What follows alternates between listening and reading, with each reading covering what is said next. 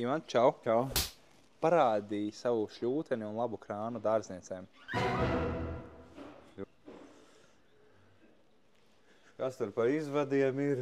Gan neaizsalstošais krāns. Aha, šitāds. Jā, tā kā jau reportāža bija, Gustavbergs tas pats. Aha. Ja līdz 40 centimetram siena, tad liekam šito droši, pagrabā pieslēdzamies klāt. Un nebūs ziemu, vasara bēda. Ja garāku, tad ir attiecīgi metrīgu ņemam, zāģējam pēc garuma, cik daudz vajag, adapteris līdz, ar pārējās 15 mm kaparu vai uz pussolīgo vītni, kas attiecīgi nāk. Šiten liekam klāt laistīšanas sistēmu.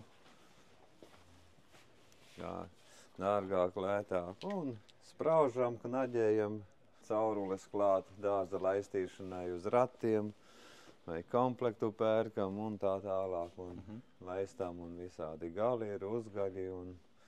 Un kāda būtu laba šļūtene, ko, piemēram, ja tev vajag tur pa dārzu izvilkt tur uz siltumnīcām? Šitās sarkanās interesantas ir šļūtenes, bradas ar balto svītru.